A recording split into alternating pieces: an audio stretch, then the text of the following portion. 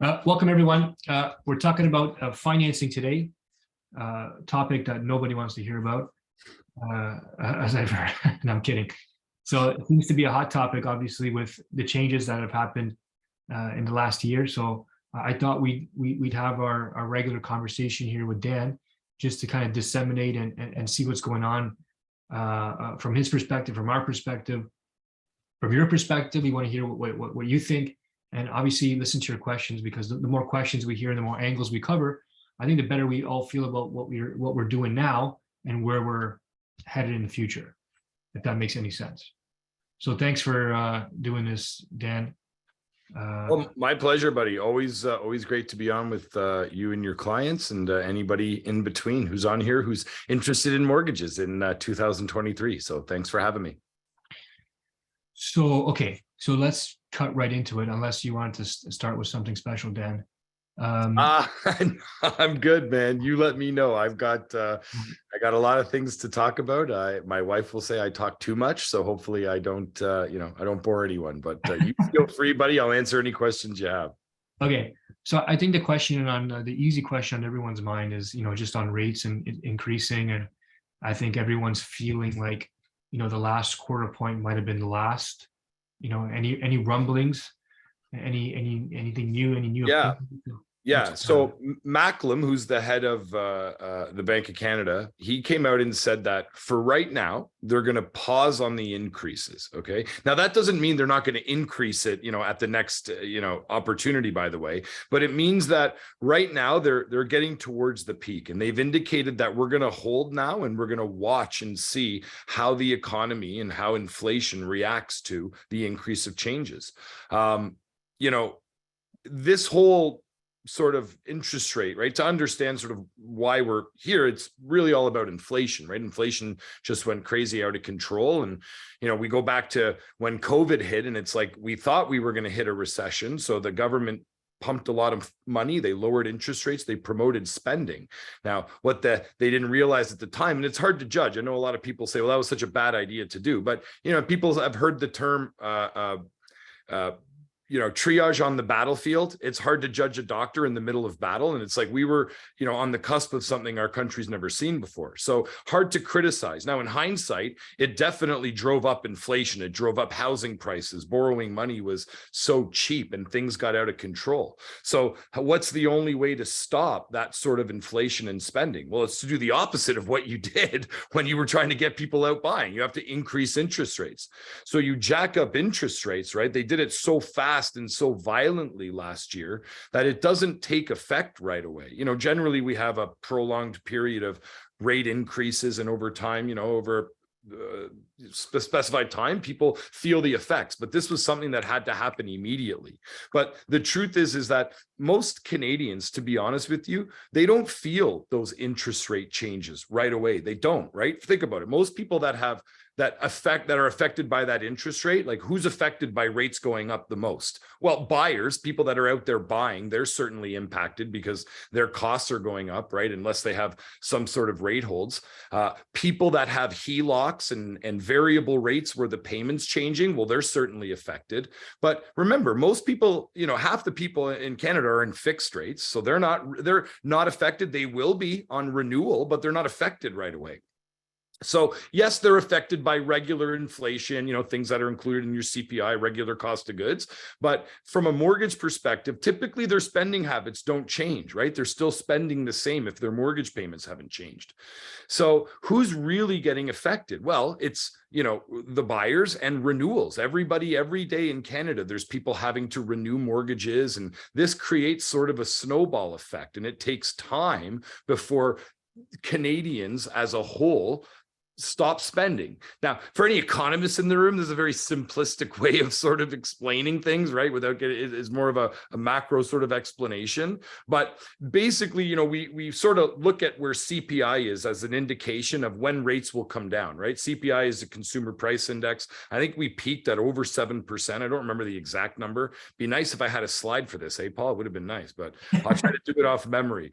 I think we were somewhere around 7.3. I might have been higher, maybe somebody in the chat box can measure it, but we were sitting over 7%. Okay. And the idea is if we jack up interest rates, well, that's going to drop CPI, but it didn't right away. CPI's kept sitting at a high number. It sat at over 7%. And maybe it dropped to like 7.1 and then 7%. Then it stayed at 7%. Then it hit 6.9%. Then it stayed at 6.9. So it's been this. Listen, it's a good sign that it's stabilized, right? Because once you have inflation, then you have to have stabilization, and then hopefully you can have some sort of deflation.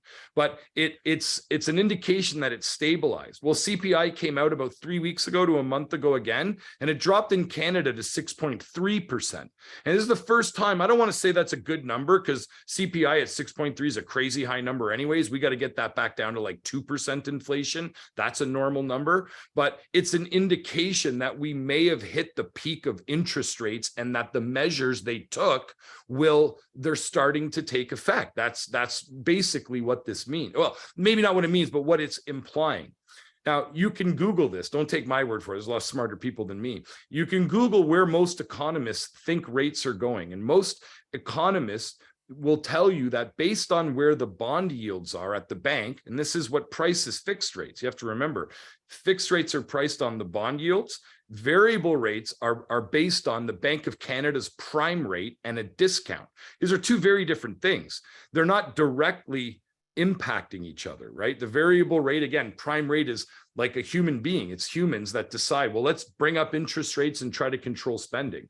Well, fixed rates is based on bond yields, and bond yields is, trillions and trillions of dollars of institutional capital that's traded every day. And these are costs that are determined by people way smarter than me. And if you look at a bond yield chart, it sort of follows a fixed rate, not lock in step, because bond yields will change every single day, every hour, but fixed rates will change maybe every few months, right? Every month, maybe, like it changes, but they follow a very, very similar pattern. So most people, you can see our bond yield rates are actually down. They've been coming down since August, and that's an indication that fixed rates may start to come down this year. Okay, I try to get out of the prediction game, to be honest, because it's tough these days. So I try to relay the information. I do agree that fixed rates will come down when, maybe in the summer, maybe towards the end of the year. But all of these things are signifying that we're about to hit some sort of stabilization. Now, the concern, of course, is that we went too far too fast. And how much will that affect us? How are we going to drop off a cliff with inflation? Is spending going to be so down that now we've hit a recession? Well, the only thing that's kind of an interesting stat through all of this is that unemployment has stayed relatively low through all of these changes last year, this year. Unemployment maintains a low number. So there's a long answer to your question, by the way, Paul, but it seems this is what we have to disseminate. I think for a lot of people, we're all feeling the burn because our HELOC payments went up. Today, I got off the phone with CIBC because I was bothering them for my annual mortgage statements because I got to get my taxes ready. And like, oh, you're behind on your amortization on 3 mortgages. I'm like, okay, go through the list. I raised my mortgage payments about $1,600 today. So my cash flow is down $1,600 just in one day. We're all feeling the burn, but we're in the minority. Most people, like Dan said, haven't felt the kind of burn that we have. That doesn't mean, we should feel special or unspecial or we're targeted or something, but, the inflation takes time to trickle through the economy for people who are not us. So, as gas prices increase, as food prices increases, as fuel increases and makes the truckers increase their price, makes the food go up, all these things are slowly increasing in value. It takes time for people who are not investing with their HELOCs or not investing in real estate to feel it. Like, oh shit, it might take them 6 months. Right. Yeah, that's a great point. Like we in real estate, like especially in the investor world, we feel it right away. I feel it as a mortgage broker because there's less buyers in the market. I feel it because my HELOC payment goes up. Same thing for Paul. There's less buyers, there may be more sellers, but it's just we feel it right away. Now, remember as well, it's not just the fixed rate people, but half the people, to your point, Paul, they have variable rates where the payments weren't even changing. Right. So listen, a lot of people in this room are probably planners and you plan for stuff like that. But the vast majority of Canadians, if they don't see that change in their mortgage payment, most of their spending habits don't change. Correct. And mine didn't. And my strategy was call it right or wrong. It was just what I kind of figured was the best move, was to just leave them alone. Yeah. Let them all hit the trigger payment. And when I feel like we kind of hit our peak, then I'll adjust my payments. Because what am I going to do? Call them every 3 months and start adjusting my payments is ridiculous. So now that I kind of feel like if I was a betting man, there's a good chance we're at our peak in terms of interest. I adjusted my payments to cover all the interest and pay down obviously a little bit of principal right now, but manage so that my cash flow, good thing every single one of my properties cash flow as well, can still sustain itself, right? So my cash flow took a massive hit. Imagine if you weren't cash flowing or breaking even. This is why we preach cash flow. So it's a cycle in the end, and when you're in the game long enough, you're going to go through these kind of hills and rides. So I know a lot of people are not sure what to do, and I want to talk about that too. So one thing I've been doing is increasing rents. Okay, big time, everywhere. Never mind the regular 2.5% we can do anyway, which you should be doing on every single unit you have, like the prescribed percentage increase. You can increase your rent from the province of Ontario. But I'm picking opportunities in every single one of my properties where I can A, recycle a tenant, B, I just finished renovating a basement and increasing the rents dramatically. I'm looking at my portfolio and saying, okay, I'm not buying multifamily right now. It doesn't make sense unless I find a screaming hot deal. Where can I look into my portfolio to squeeze $50, $100, $200? And I've been able to increase like about $1,000 in the last, 8 months or so, 8-9 months. So it's kind of balanced itself out a little bit. It's helped me.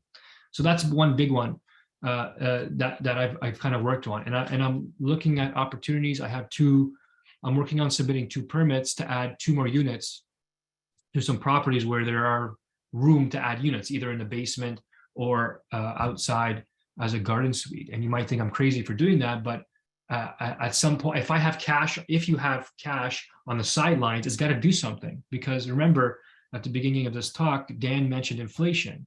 And if you have literal, not HELOC, but cash in the bank, you're getting hit on both ends. Your interest rates are going up, your cash flow is getting nailed, and your cash reserves are getting burned away by inflation. If we're talking 10% a year, realistically, never mind the CPI, that's like 1% a month. So, if you got 100,000 in the bank, your purchasing power is decreasing by 10,000 a year. That's serious business. So I'm treating myself and my portfolio like I'm being an asset manager for myself. So I have to deploy my cash in a way that helps my portfolio create more cash flow to balance out the interest payments, and in a way that brings me an ROI also, right? So my money's not getting killed. Okay, so those are the top 2 things I'm doing. There's no magic sauce. There's no secret pill unless Dan gives you one of his magical interest rates. I'm kidding. Right. We only hold those for you, Paul. Yeah, right. I have a private mortgage on a development that's coming up. I'm about to get nailed with like 6, 7, 8% or something. I don't even want to see it. So anyways, I didn't mean to steal your thunder, but I wanted to get that in there. Now, as far as interest rates go, we covered that important topic. But I think what's important to realize is there's more than just Canada and CPI here. We're definitely little brother to the guys to the south there in the US. And, we really, I guess, over the past 10, 15, 20 years, Dan might know better, we really track their increases and decreases pretty closely, right? Yeah. We can't really be inverted for too long. It's a disaster. So any rumblings, opinions, news on what's going on down there? So yeah, they've got someone similar to Macklem, running the reserve in the U.S. Jerome Powell, and their CPI held at 6.5 this week, which is interesting. But you're absolutely right. We're not directly tied to the US, right? Our interest rates aren't directly tied, but we follow a very similar pattern. I think we have one, I'd have to look, but I think we have one extra increase. We were more aggressive at the beginning. Canada was, just from an interest rate. Like once we got going, we just kept going. But the US went like a little bit longer with their decreases, in a sense, and a little bit harder at the end. So it's not directly tied, but we definitely follow, a similar pattern to the US for sure. But, listen, our banking system, you can argue, is stronger, right? There's more belief in the Canadian economy in a lot of people's eyes. So, our CPI, a lot of people think our CPI will continue to fall and the US will follow suit. But remember, what did the US do last year to try to solve their inflation issue? Anybody remember? They printed more money. That's what they did. And we know, because we saw this in 2020, when you print money to solve the issue of debt, guess what? It doesn't solve the issue of debt. It compounds the issue of debt. So printing money to solve debt is no way to solve it. You have to, it sucks for investors and for us as homeowners and for us as an economy, for people who may end up losing their jobs. But this is an absolute necessity in an economy to maintain some sort of control, because it's just getting out of control. The divide between where the quote unquote rich and the quote unquote poor was just, exasperated by like tenfold in a market like it was. So we have to bring this under control. We have to keep living affordable. We, as for most of us who own the assets, take the most hit, to be quite honest, up front. But the reality in something like this, which is sort of a sad reality, but it's the truth, is you have to remember up front, we may take the hit, right? Because our costs go up, that we lose values in our home.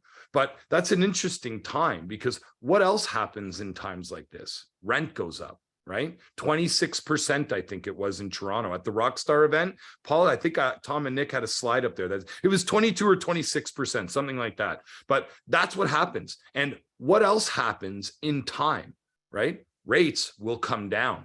The cost of home ownership will go up. So our assets will reclaim their value, and our cost of borrowing that money will come back down. But for the people you were trying to help, where, whose rents are going up, it becomes a, it becomes a scenario where are they going to buy again? They're the ones that end up being affected the most. It's crazy. Every cycle like this ends up killing off a section of buyers, because our prices might come down by, depending where you are in the province, could be 5%, could be 10, could even be 20 in some more expensive neighborhoods, really. But rents have come up, and you're right, Dan. Rents went absolutely bananas, bonkers. Anybody who rented a unit here knows that. But in the last, I'd say, 3 to 6 months, they've probably come down 5, 6, 7%, and things are just not turning over as quickly, which is honestly to be expected. But we're still way up, like, by a huge long shot. But when we start to reclaim our prices, what, are rents going to go back down to what they were? No chance. Rents won't move. That's the problem. Rents will just keep going up. Maybe not at the same pace, but they'll just continue to go up. Of course. When have we seen that? So, those who hold, just, again, don't believe anything we tell you. Just historically look at all the stats are there for you guys to see. Anybody who's holding assets, and not just any assets, quality assets, who kind of pay for themselves, like cash flowing real estate, you're going to end up doing well over a period of time. So that's the good news. So yes, US, we can't really lower our rates by 2%, if the US doesn't, because that does an absolute it sends our economic cycles into some crazy cycles with our exports and all that kind of stuff. That's a really complicated topic, and I need a million graphs to show you that. And on the topic of central banks and how they work that topic, we could go off a cliff on that topic for the next 3 hours. So we won't do that. Just know that they don't know what they're doing, or they know what they're doing and they're doing it on purpose. Either way, whichever arena you want to talk in, doesn't matter. We're feeling it, and we have to just work our way through it. So it doesn't make a difference right now, right? Let's not go there. What do you guys? Has anybody bought anything in the last 0 to 6 months? Nobody. I only see like 5 faces, so if it's not you 5, I just they can raise their virtual hands. There you go. Okay, right. Perfect. Yeah. Okay. So I mean, listen, if you want to share, go ahead. I know Salim has for sure. Yes, yeah, I know you have. So okay, we'll pick on your example. I won't share addresses or prices or anything, but the value of that property you bought, Salim, let's say February of 2020, January of 2022 or 2021, you would have been, I know specifically your property, you would have been in the $30,000 to $50,000 more than what you paid, and that's a small property. I just bought one that I'm doing a small land development on. It just happened to be that. I wasn't even looking for it.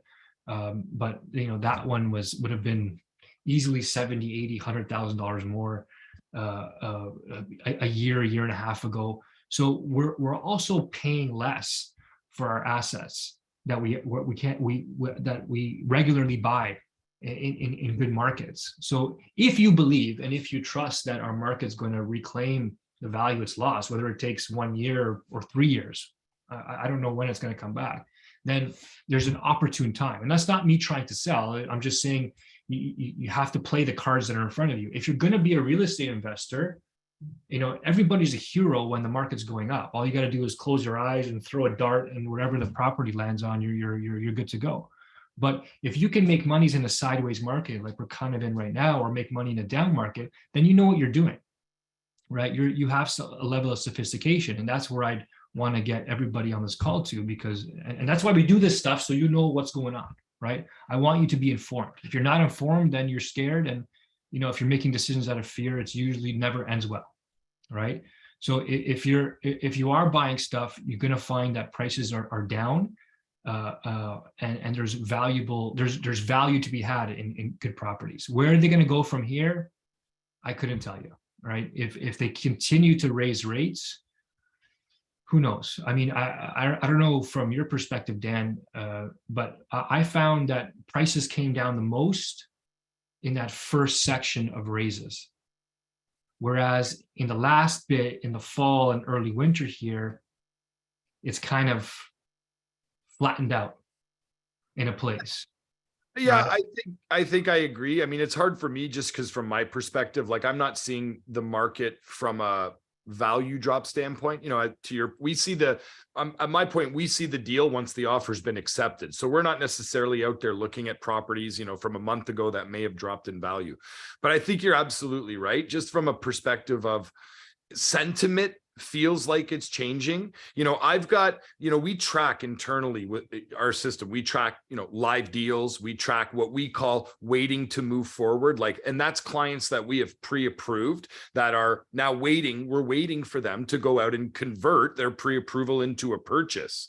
And this right now is the largest waiting to move forward list that I've had in my office since last March. And that doesn't mean they're all going to convert to buyers, but it just means that I know there's a ton of people waiting on the sidelines to be buying, and they may not buy now. They may wait for rates to come down. That's what most people are doing right now. A lot of people try to time the market, or they wait, right? What's the saying? It's like, don't wait to buy real estate and wait, right? Or it's not timing the market, it's time in the market. So there's a lot of people that are just sitting on the sidelines waiting to buy, but they will convert when rates start to come down. And another interesting thing, I hope I'm not taking control of your webinar here, Paul, but it's an interesting thing because we get asked the question all the time these days, like, well, Dan, what should I take for interest rate? Should I take a 1 year? Should I take a 2 year? Should I take a 5 year?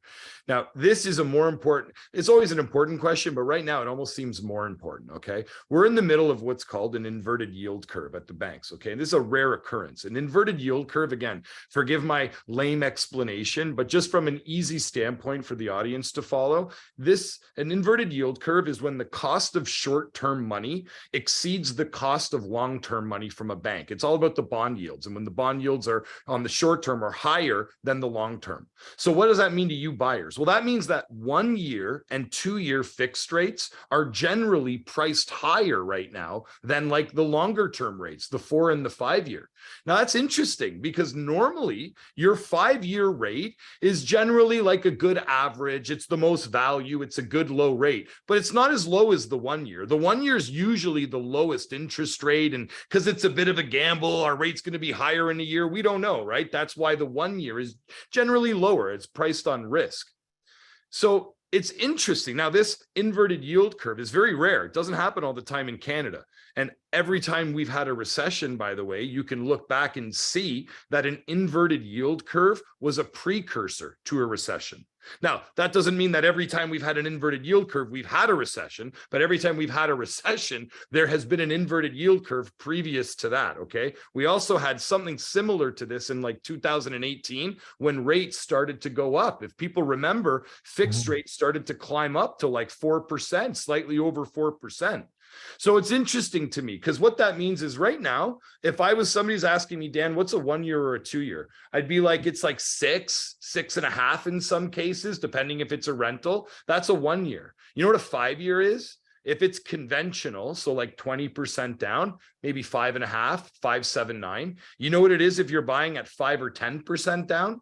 Maybe 4.99. If your deal works at a monoline lender, you can get 4.99. So isn't that interesting that the longer your term is, the lower the interest rate? So me, listen, I love the banks. I love the product of the bank, but I also understand the bank is a business. That almost feels, I'm not saying they're doing it on purpose, but it almost feels like a trap when the bank is trying to get me to lock in long-term to what may seem like a lower interest rate today. But if I'm in a market where most professionals and experts are predicting rates to drop, I don't know that I want to sacrifice a lower rate in the short term. I might just I would suggest taking a 1 year right now and wait and review the rate again in a year, because 4.99 might look good today, but it's not going to look good in a year or two if fixed rates are back down to 4%. You know what's going to happen is all those people who are locked in at 5% are going to start calling me going, hey, well, rates are down now to 3.5%, 4%. I want to break my mortgage. Well, this becomes a problem for the bank, because when you go to break a higher fixed rate mortgage to take a lower fixed rate mortgage, if rates are lower at that time, the bank's going to charge you what's called interest rate differential. And they're basically going to make sure that they charge you in penalty what they would lose by having to re-lend that mortgage money out at a lower rate. So be very careful right now when you're the allure of the 3, 4, 5 year interest rate, because of penalty and because of where most experts predict rates are going. Yeah, that's a really good point. I was going to ask you about that. I'm glad you talked on it. So take a look at what I was saying about the biggest drops and what happened. We had this insane run up in a couple months that was, unheard of. I've never seen anything like it in my life. And then as soon as the big increases started to come, we dropped off to what seemed like, a much lower level. But since, August, really, we've been generally flat. And since December, we've actually upticked. And I'm just looking at a specific marketplace here, but what's happening is we've gone from everything selling in 3 hours to back to a normal place where it's taking 28, 30 days, 3-4 weeks to sell if you have a good property.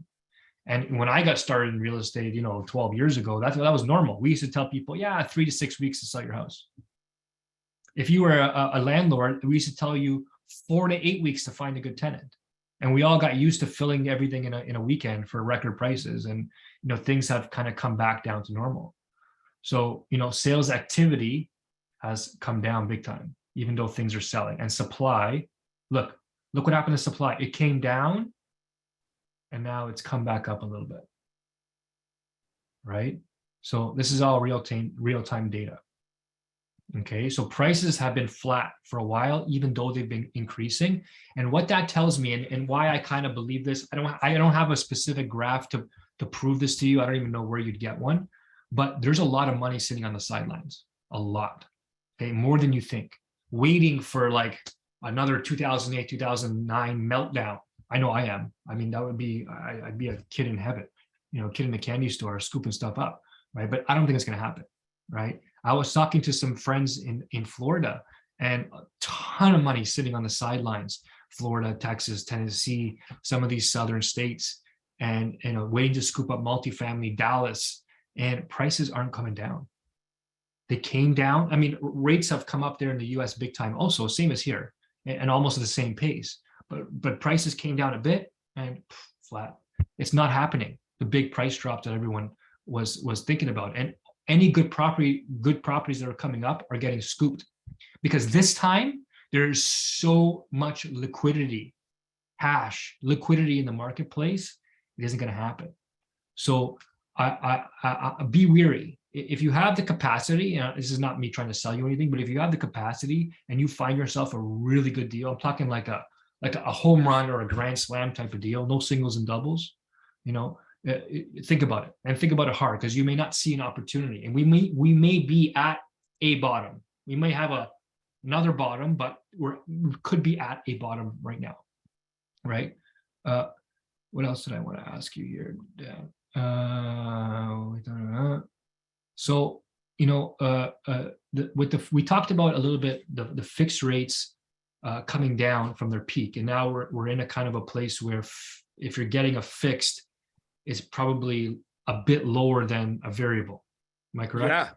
Yeah, one of the things that happens, I mentioned that fixed rates are influenced by the bond yields, and variable rate is based on prime rate. Well, remember, when you have a variable rate, generally there's a discount to variable, and the discount is based on the bond yields at the bank. So right now, just like interest rates have gone up, fixed rates have gone up, the discount on variable has slowly disappeared, right? A lot of people are used to prime minus 50, 60, even prime minus 80, 90. Like there's a point where you could get prime minus 1. But if you're getting a new mortgage today and you're applying on an owner occupied, you're maybe prime minus 20, like maybe. But if you're buying a rental, you're prime plus 20. So prime at 6.7, right? Why would you take a rate at 6.95, give or take, on a variable if you can go lock in a 1-year term right now to even 6.5 at certain lenders? That's what you'd have to take. So 6.5, where it's not going to change for a year, to me just is a no-brainer versus 7%, where the rate could change this year. If anything, if I'm one of the people that believe prime rate, and again, this is something I do think that prime may not start to drop this year, but I think at some point it'll start to drop next year slowly. They call it quantitative easing. To me, that's kind of a funny thing. Quantitative easing to me is kind of like you're choking somebody and then you slowly release the grip and let them breathe again. And that's kind of what they're doing to us. They're going to choke us with these interest rate, these high costs, and then slowly release the grip and let us breathe as the interest rates start to come down. But not this year, because if they do it this year, if they start to drop prime rate this year, it'll almost be like them admitting that they raised them too much last year. And they're not going to do that. I'm sorry. I don't think they will. Maybe towards the end of the year, if there's a lot of pressure for them to do that, it's possible. But more than likely, they're going to wait a year, pat themselves on the back and say, look, it worked. Let's start to slowly lower interest rate next year. So that would be the time I might want to look at a variable rate. Not now, because I just don't think it's going to move. But a 1-year rate and then roll it into a variable where I think the market might start to drop. That makes sense. I don't think it's going to drop at the same rate it went up. I think the days of like 2%, 2.5% are gone for a long time. But I think it's safe to assume at some point we'll get back to like 3.5%, maybe 4% fixed rates, variable rates, maybe 3.5%, because generally we want our variable rates to be lower than fixed rate, because that's the benefit of variables. One of the biggest benefits of variables, that's generally a lower rate. That's why we like it. So nobody takes variable rate in a market where fixed rates are lower. Why would you? Yeah, so that's what I'm getting at, Dan. The fixed rates are lower now, which is sort of an inversion than what we're used to. So if you're in the market and going to be renewing a mortgage this year, looking to get a mortgage on a new purchase or whatever it is, if you're in the market for another mortgage or renewing loans, you're probably in a fixed rate. Yeah. Right. You're probably in a fixed rate, where I was always, variable. This year, I'm like, oh shit, I'm taking a 1, maybe in some crazy instance, a 2-year fixed if that's what I want to, hedge my bets on. And if I was a betting man, and I'm not really a betting man, I'm betting fixed rates are coming down, like Dan said, way before variable rates are. So could we see 4.5% fixed rate in 2023? I think it's a fair chance. I'm not a mortgage broker. I have no idea what the hell I'm talking about, but we're not that far from it, Paul. Like I said, a 5-year fixed right now on an insured purchase, I can get under 5%. That's a 5% down owner occupied. That's not for the investors out there. Just, no. Just different rates. Banks. I'm talking like a confident in the 4s fix. Like, hey, we're going to buy this triplex or this single family or this duplex or whatever it is. And yeah, listen, I don't know where your rate's going to land. Who am I picking on? Delete, but it's going to be somewhere in the fours. I think once we're having that kind of conversation, you're going to see the market start to rebalance itself and activity, more importantly, start to increase again, big time. So that's kind of what I'm looking at in the next, till the end of the year kind of thing, is fixed rates to come down so people have some confidence. So think about it. We're the minority as investors. Regular home buyers and sellers are the majority of the market. If you're a man or woman with a family and kids, are you really going to gamble and buy yourself a new and bigger house that you really wanted and not be sure on what your mortgage payment is going to be in the next 12 to 18 months? No, you're never going to sleep. It doesn't work like that. People need to have confidence in their consistency of payments in order for them to make decisions and big financial decisions. They need to be able to foresee the next 12, 24, 36, or even 5 years in payments, so they're comfortable. Oh, I know I can afford this $2,500 mortgage payment. So until we're at a point where they can afford it, and foresee that it's going to stay the same for a period of time, we're going to be in this kind of wavy phase, that's for sure. Okay, here's an interesting one. I kind of thought this might happen, but it's looking less and less. You think banks would ever, Dan? You think banks would ever, extend amortization rates if rates had to stay up for a long period of time? I think if our market ever suffered from a lack of injection, if dropping rates didn't bring the market back, then I think it's something that the government might look towards. I think it's something they might do on first-time home buyers to help first-time home buyers try to qualify. Not sure they'll allow something like that on, investor type mortgages, but it's possible. It's possible. Listen, Paul, you and I have lived in a world, we've been doing this a long time. I've been doing this for 20 years now, and I've only ever lived in a mortgage world where they made it tougher to buy properties. They barely ever make it easier. Sometimes they come out with a new program like the home buyer incentive program. They try to market this like it's a great idea for home buyers, but the reality is it's always getting tougher to qualify at the banks. Okay, the stress test made it very hard. The way that banks look at income, it's very, very difficult to qualify with the banks to buy. So for first-time home buyers, one of the things the bank is looking at is debt servicing and stress test. So a 40-year amortization helps get people's pre-approval numbers to a higher number. So I could see something like that happening. I just don't think they would do it for like conventional mortgages, and that's 20% down. We get 30-year AMs when we do 20% down. That's generally the max at a big bank. But when you buy with less than 20% down, the max AM you can do on an insured mortgage is 25 years. So you're already at a disadvantage when you do that. Yeah, absolutely.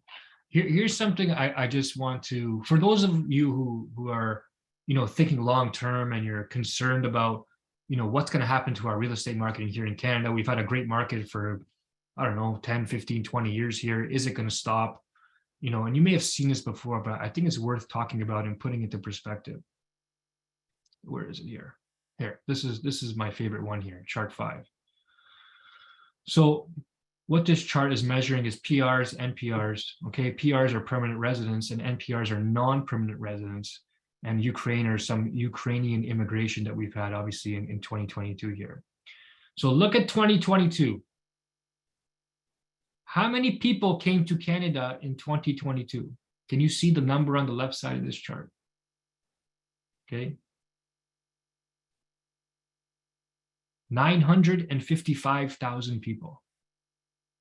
That is bonkers. Okay, that is absolutely bonkers for a country of our size. Population size, to experience that kind of population increase in just 1 year. That's insane. And there's no end to it. I don't know where we'll be in 2023, but rest assured it's going to be a big number. That's for sure. So there's a tremendous amount of stress on our marketplace. Now, you've heard this before, and most of the time people understand that point, but they don't know what it means to them. They're like, okay, what the hell does that mean to me? Right? What the hell does that mean to me? So take a look at this. This is net population growth just in Ontario, not Canada, but just in Ontario versus housing completions. Because, I mean, this is simple math, folks. If there's 1 million people coming to Canada, or 3, 4, 500,000 of them coming to Ontario, we at some point we have to build more housing for them. And it doesn't mean 300,000 single family homes. It could be condos, it could be townhouses, it could be stacked townhouses, it could be just pure rental housing. It could be subsidized housing. We need some kind of place to put these people and to shelter these people. You know, we're not attracting, you know, refugees here. There's people coming here who are productive, who want to work, who have money. They want a place to live. They either want to rent or they do want to buy. And look, use 21 and 2022. You got 383, okay, thousand people coming in permanent residence. And look at this red line. That's tracking housing completions. Okay, not housing starts, because that's a bogus number sometimes. Housing completions. How many houses are being completed? It's only 150,000. We're barely meeting half. So for every 2 people who are coming in, we're only building 1 house. So how long can that continue?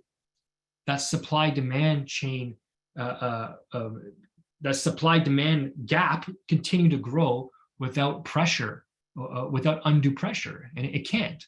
Okay, so just think in terms of 3 to 5 years from now, as rates start to regulate themselves and they come into the 3 to 4.5% range, which would be a normal interest rate, right? I think my first interest rate 12 years ago was like, I should ask Dave about this, but it was like 3.79 or something. And then it was 3.5 and 3.89 and then 3.2 and then somewhere mostly in the 3s. And then we had this crazy time in the 2s there and in the 1s. I have a couple of those, I should say. You know, so this is important. Now, something you've probably never seen before. I'll show you this. Okay, this is a chart from a friend of mine, Costas. He does a lot of pre-construction, so I got to give him credit for putting this together. This is sort of tracking costs and where money is going in a new construction building. And think about your typical condo in downtown Toronto.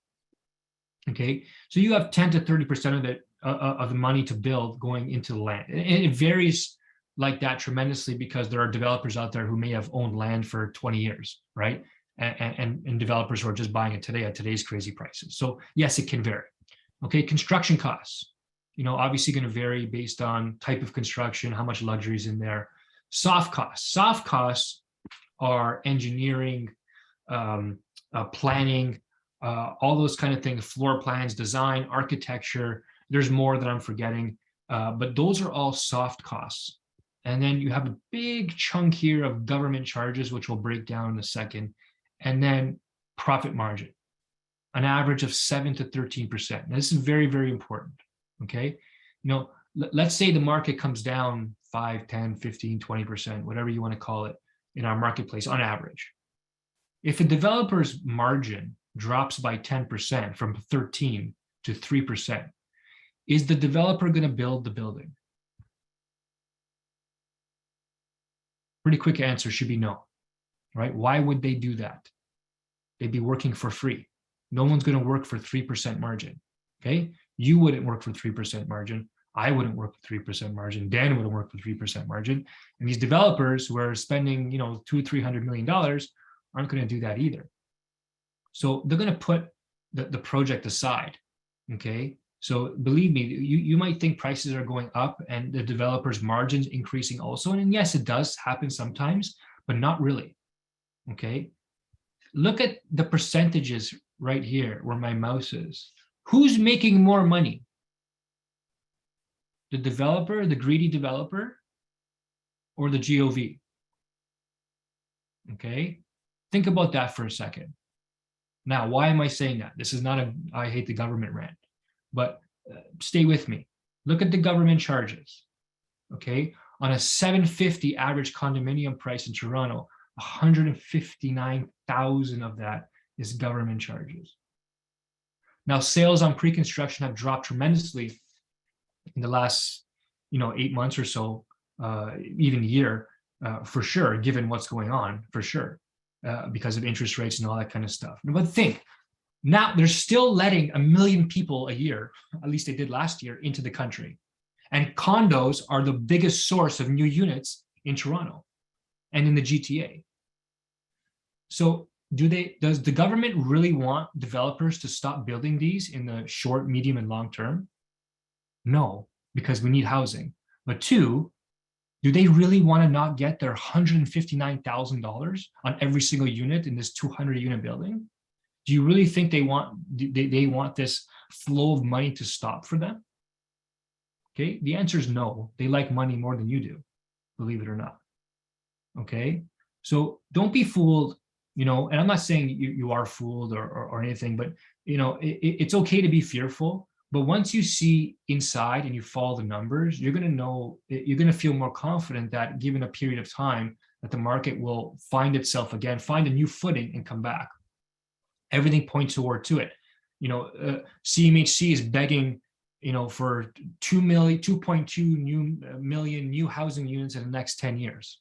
I just showed you a chart that said the most we've ever built is 150,000 in 2 years. Never going to happen, right? We're never going to build enough. But anything we do build, they're making the most money. So don't be fooled. This is going to come back. They need it to come back, and they want it to come back. Okay, so I just wanted to touch on that. Any questions there? Let's take some questions. I wanted to just touch on one. There's a good one from Dave. Dave, Dave's a good man. I know Dave Kurz. So Dave's asking just in the chat box, is it a good idea to still use your HELOC as a source of down payment? This is a tough question, okay, because there's different answers for this. Okay, I'm going to try to play and put on my politician hat here, and I'll explain what I mean. Yes, I love using equity in a home as a source of capital for down payment, especially an owner-occupied home, because honestly, if there's room in it, what else is that money doing? And it's very hard to create deductible debt through your owner-occupied. So I love the idea of using it as like a basic principle. That never changes. But what I have to consider more so in a market like this is the affordability of that HELOC. And if I'm using that HELOC as a source of down payment now, I'm going to be in a pretty, I got to be like triplex, fourplex to make a property like that cash flow in the GTA. If I'm borrowing 100 grand off of a line of credit right now, I'm paying like, $650 to $700 a month of just interest on that. So that's a cost in my cash flow. That's an extra $700. And we all know I'm not buying a $500,000 house. I'm probably buying like a $700,000 or $800,000 house. So I'm going to need 150, 160 from my HELOC. And that's probably going to cost me like $1,200, $1,300 a month in just interest. Now that makes a lot more sense from a cash flow perspective if I can be even cash flow or even maybe a little negative cash flow. But in my world, like, listen, I love cash flow. I'm not trying to say cash flow is not the driving force, but a lot of investing comes down to overall affordability these days. And you have to look at the overall affordability of your situation. You have to look at, I get people all the time that have car payments of $500, $600 for them and their wife. And, it's a 3% interest rate, so they don't want to pay it off, but they're stuck saying, look, Dan, I can't have a cash flow negative property here because it doesn't make sense for me financially. I can't have that. Well, some people can go and refinance their house. Again, I'm stretching here, but try to follow what I'm saying. People will consolidate their debt. They'll refi potentially on renewal. They'll buy those cars for cash and free up $700 to $800 a month in cash flow so that they can now take on the cost of maybe a higher HELOC. So there's things you have to look at the file in overall affordability. I don't think anybody should be investing and pulling money from their HELOCs or investing in real estate at all if they can't afford, a couple of months of negative cash flow. You have to budget for this stuff. You have to budget for zero rental income for 6 months is usually what I tell people. But I love the theory of it, yes, but it still has to make sense from an investing standpoint, dollars and cents wise. I have to look at all my costs of borrowing that money and seeing if I'm going to retain enough in rental income to make it, make the numbers make sense. That's all. So Richard's saying, I think we talked about this, any chance OSFI makes any changes to debt service ratios? We talked about amortization. So any rumblings of changes to debt service ratios? Not yet. Right now, we're in a tightening model. Nobody in the banks, nobody's out there trying to figure out ways to make it easier for people to buy. We're in a market where we're trying to make it harder for people to buy. So, and that's how it's been for the past 15, 20 years. So until we hit some sort of like point where people aren't buying anymore, I just don't think they'll make any significant changes. I don't. I think the market will come back strong as long as the rates are low. And why motivate? Why try to government might come out with a program, but I've done my team's not trying to brag. My team's the #1 team in Canada. Do you know how many of those first-time homebuyer incentive deals I've done in my brokerage? 0, not one. So they may come out with these programs and say, oh, we're trying to help the first-time homebuyers, but getting the banks to change the qualifying rules, I don't know about that. That's going to be tough. So any good question from John? Any thoughts on Tom was speaking about, specifically Yellen injecting almost 1 trillion in an economy, which will stimulate, and Powell raising rates, which will slow the economy. I'll give you my take, John. They're idiots. I mean, what else is they have 2 tools: pump money, restrict money, pump money, restrict money, raise rates, lower rates, and then you got all these think tanks trying to figure it out. It's ridiculous. So I mean, like I said, they're either that dumb or they're doing it on purpose. But if you inject that much money in, it's my take that they're almost using rates to buffer the effect, right? Because if they know they need to inject money in to create the liquidity, and I told you we'd go off a cliff if we start talking about central banking. But if our entire system is built off debt based, every new dollar that comes into existence, except for gold, right? Gold is money, right? Except for gold, every dollar that comes into existence has to be paid back to the central bank with interest.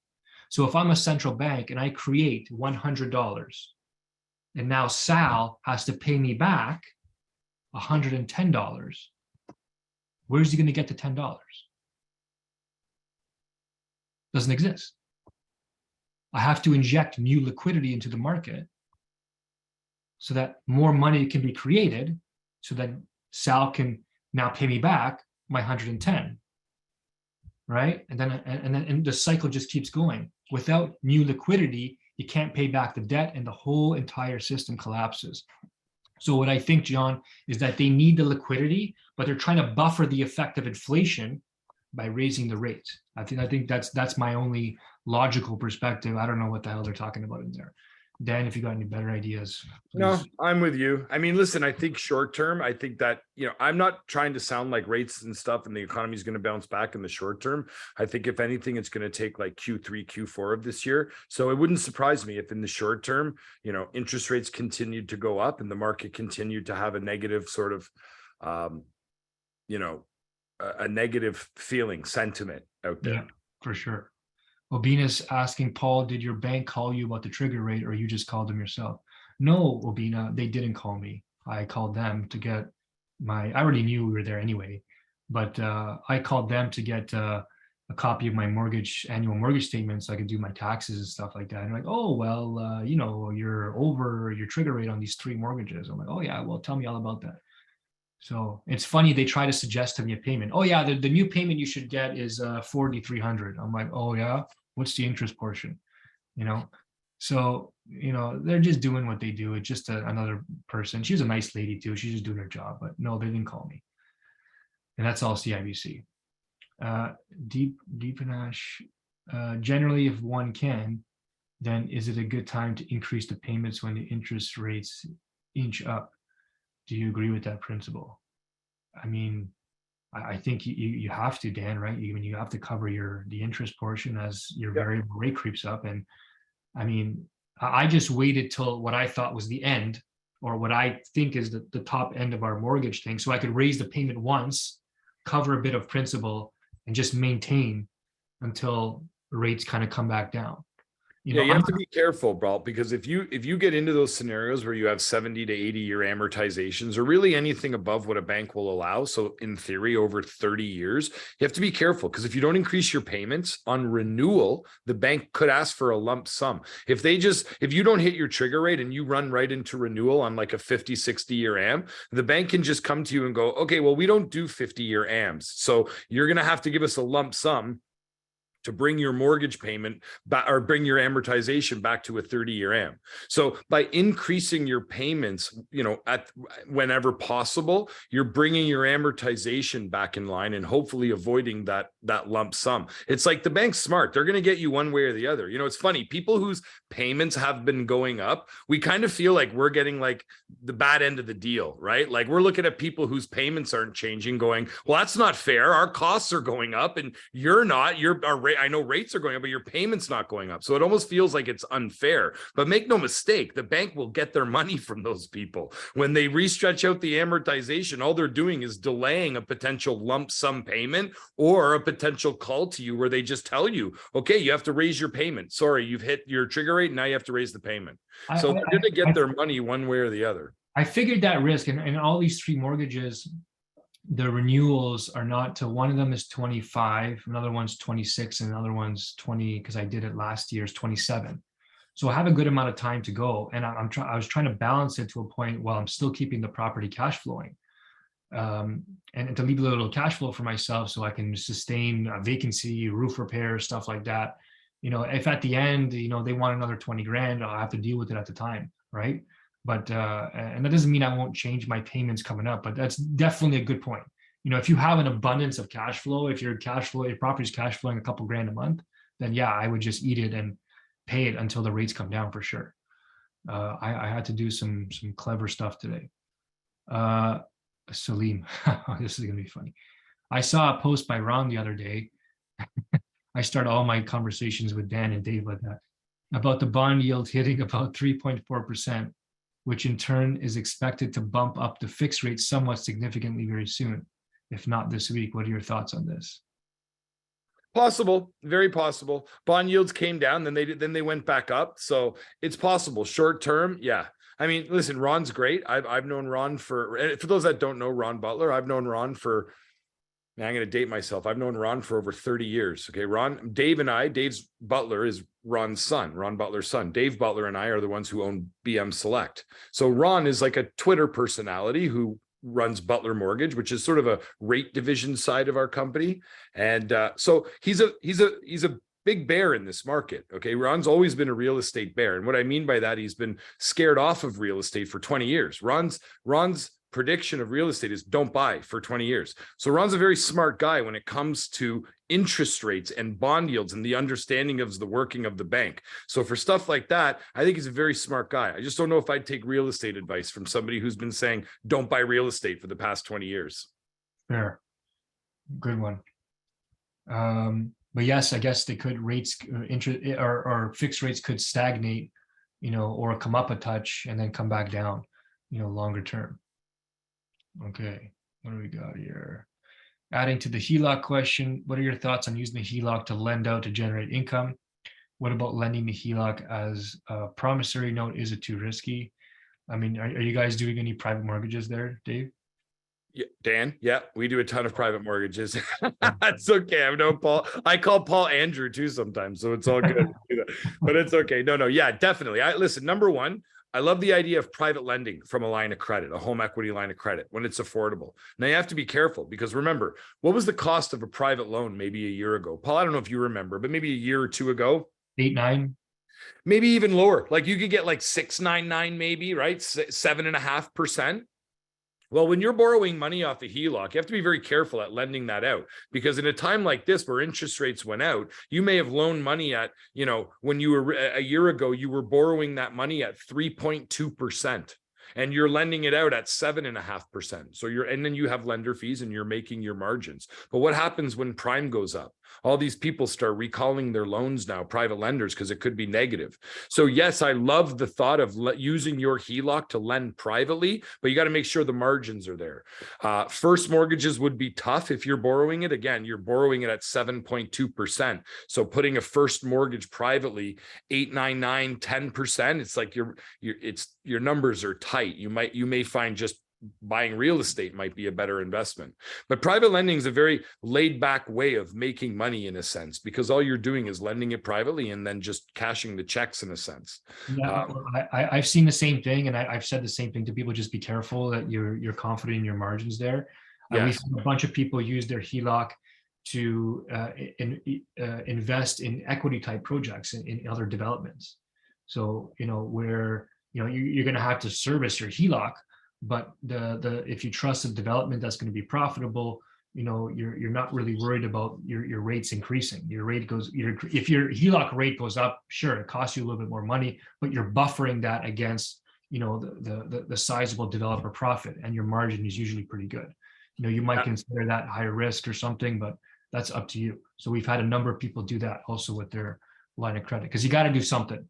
You can't just sit there and be stagnant. That's the worst place to be.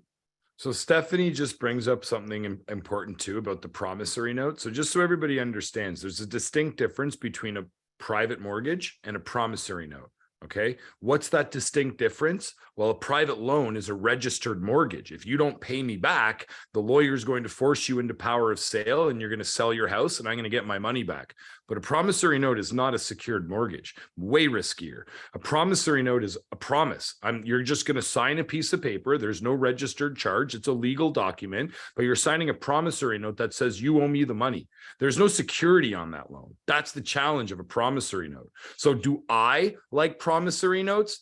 Maybe if the right deal's there. Would I put out my investors' money into promissory notes? Not in a second, because they're way too risky. Like, I wouldn't lend out anybody's money on promissory notes unless it was myself and I was super secure in that loan. But lending promissory notes I come from a world of security and mortgages. So promissory notes, although they could be good, I'm not trying to bash them, that's just risky. And I'm very risk adverse when I'm lending clients money. I don't take risk. I go no risk. So that's promissory notes. Although the interest rate might be attractive, that's generally what happens with riskier loans. You make more money. So possibly. Paul, how did you raise your rents above the 2.5%? I didn't. I used the 2.5% prescribed rate on, basically every unit I had just this past month. And some of the other units I was talking about were ones that were, I encouraged the tenant to leave or made a deal with them to leave, so I could, clean up the unit and re-rent. So in the last, in the last 8-9 months, we've gotten about $1,200 just in increased rents across all my portfolio from just, reshuffling some units and tenants. So it helped buffer for sure. Charmil, you got a few properties, buddy. I have a VRM product with Scotia, and it's hurting the bottom line. Any recommendations how to stop the bleeding? Tough. I mean, like you said earlier, Paul, there's no magic pill that you can take to like lower the cost of your mortgage in a world where rates are going up. Depending on what you have as a variable rate, you're probably, the problem with locking in a variable, like one thing you could do is you could try to lock it into a fixed rate. But if you're 4 years left on your variable, then the only thing the bank's going to offer you is like a 4 or a 5 year fixed. You can't lock in, 4 years left of a variable into a 1 year fixed rate. They won't offer you that. So you could look at what the rate options are at like a 4 or a 5 year, and they may be lower than your variable currently, but I just don't know if that's the right move to take, because, again, where are we going to be in a year or two from now? I don't know if I want to be locked in at 5.5%, So you can look at, listen, depending, this isn't just for you, Sharmil, because not knowing specifically the properties or the numbers, Paul and I have had this discussion before. You have to remember, if you own an asset and that asset is not performing, selling's not failing. Right? Selling is not failing. So selling off an asset and redistributing that capital into a potentially more beneficial investment property is not a failure. If you're making money from that investment, it's still a profit.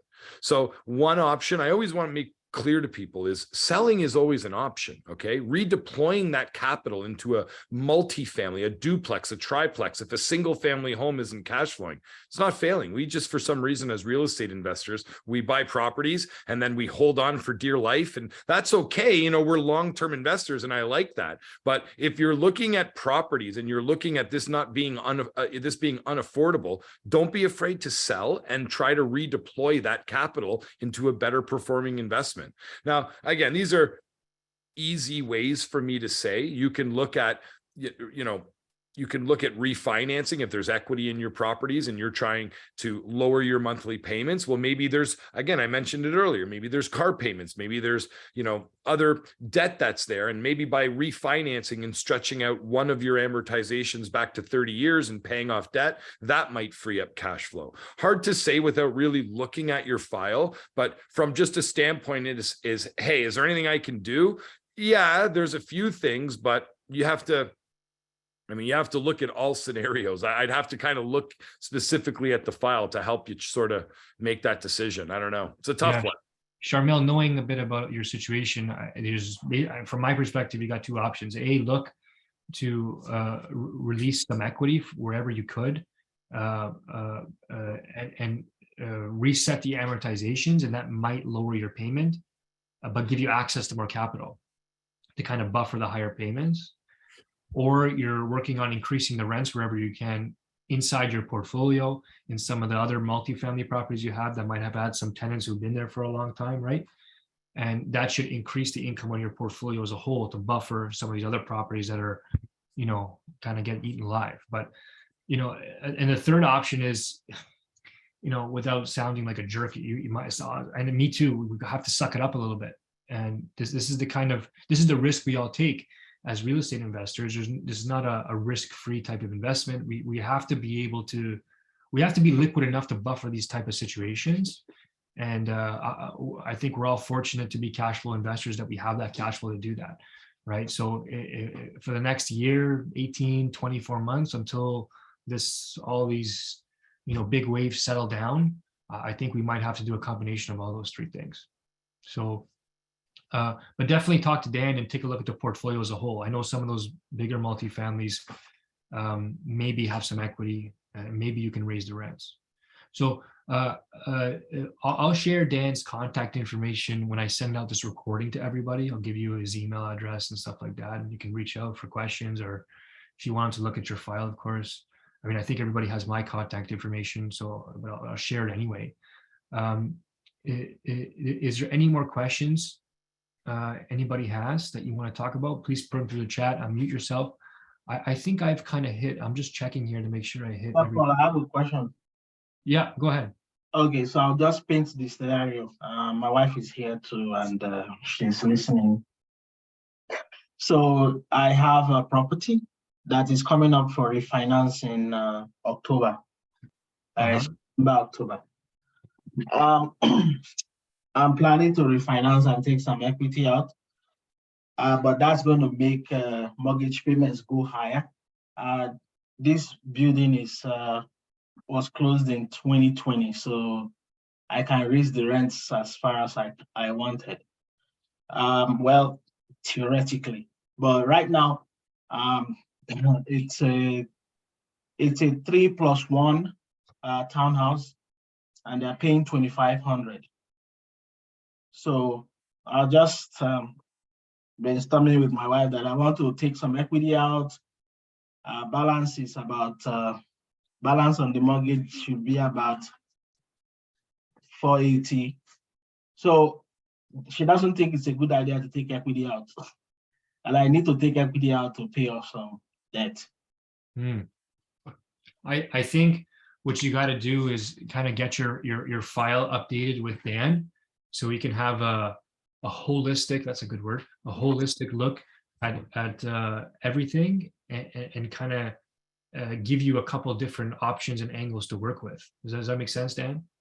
Yeah, I think I know Abina. I know Abina was working with Mike at our office. So for sure, I'm happy. Reach out to our office. I'm sure I can have Mike relook at the file. I'm literally, as we're speaking, I'm looking to see. I can see it looks like we chatted with you in August of last year. So for sure. Listen, something that Mike could definitely help you with. If you want, just let me know or reach out and we can look at options. Okay, thanks. Yeah, no problem.